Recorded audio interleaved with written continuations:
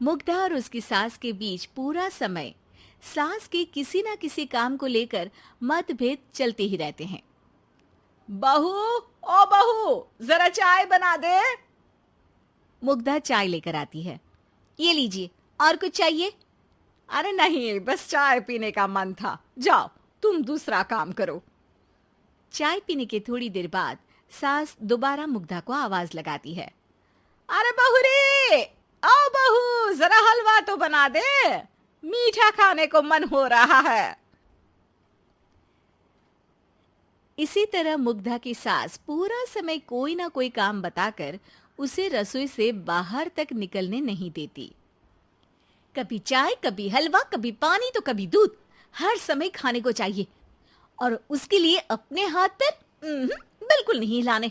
परेशान किया हुआ है इन्होंने। सास की जबरदस्ती परेशान करने की आदतों से दुखी मुग्धा एक शाम सचिन के साथ अपने कमरे में बैठी हुई बात कर रही होती है। सुनो जी, मम्मी जी की ये जानबूझकर मुझे परेशान करने की फरमाइशों से मैं बहुत फ्रस्ट्रेट हो चुकी हूँ। पूरे दिन में एक सेकंड का आराम नहीं मिलता। रसोई से बाहर कदम रखती नहीं कि बहू ये बना दे, बहू री वो बना दे। अरे इनकी फरमाइशें चलती ही रहती है। अरे मुग्धा, माँ खाने की शौकीन है, पर उम्र हो चली है, खुद खाना नहीं बना सकती, इसलिए तुमसे बोलती है। अरे तो शौक भी उम्र देख कर रखने चाहिए ना। समझ में नहीं आता, हर समय फेविकॉल का जोड़ लगाए सोफे से चिपके बैठी रहती है। इतना सब डाइजेस्ट कैसे हो जाता है उन्हें? अरे तुम मेरी माँ से इतनी नफरत कैसे कर सकती हो? मैं उसे नफरत नहीं करती जी, बस परेशान हूँ। जहां मुग्धा अपने पति से ये सब बोल रही होती है, वहीं उसकी सास भी कमरे के बाहर दरवाजे से कान लगाए सारी बातें सुन रही होती है और अगली दोपहर रसोई में मुग्धा के पास जाती है। बहू, आज ना मेरा कुछ मसालेदार खाने का मन है। तो चाय बना दूं? मुझे बहुत पसंद है। अरे ना, ऐसा कर लिट्टी चोखा बना ले। और हाँ, जितना मसाला बातों में मिलाकर पति को सुनाती हो ना, सब्जी में भी वैसे ही डाला करो, खाना स्वादिष्ट बनेगा। सास की बात सुनकर मुग्धा हैरान रह जाती है। मतलब अब पूरा समय मुझ पर हुक्म चलाने के साथ बंद कमरे में हुई पति पत्नी की बीच की बातें भी सुनती है? अरे बात जब मेरी थी तो सुनने में क्या दिक्कत है? ये कहकर सास वहां से चली जाती है।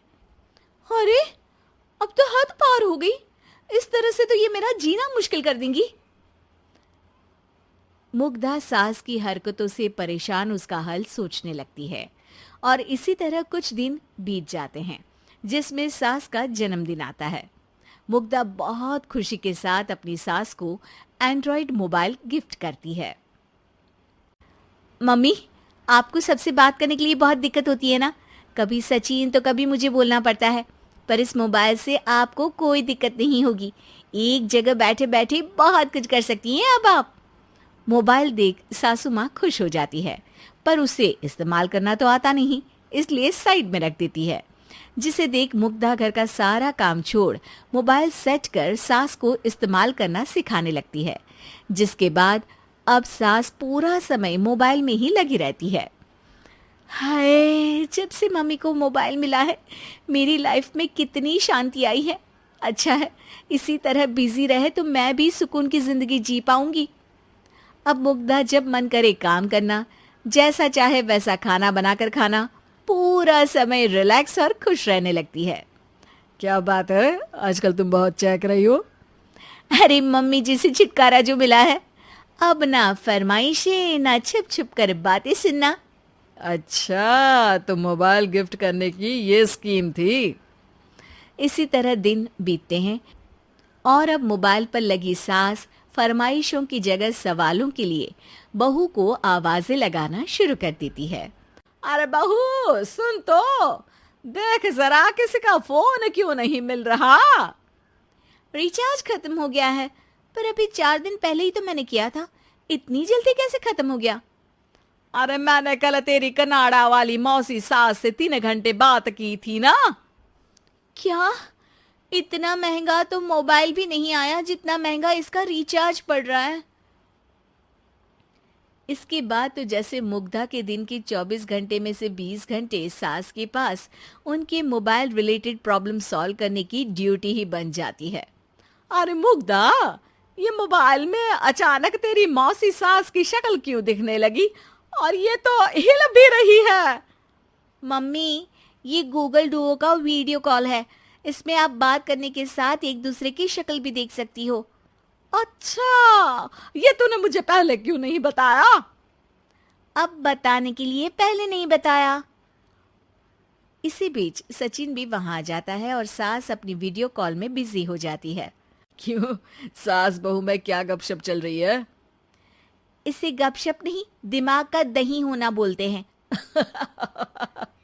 पर तुम तो मम्मी को मोबाइल देकर बहुत खुश थी, फिर क्या हुआ? हाँ, उसका सुकून भी कुछ ही दिन मिला। अब घर के टंटे खत्म हुए तो मोबाइल की टिंग टिंग शुरू हो गई।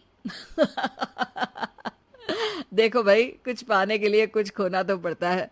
आखिर तुमने मोबाइल अपने फायदे के लिए ही तो दिया है, तो फिर सवालों के जवाब भी देने पड़ेंगे, क्योंकि जब तक उनके हाथ में ये फुंथरू रहेगा, तुम्हारी लाइफ में प्राइवेसी और सुकून रहेंगे।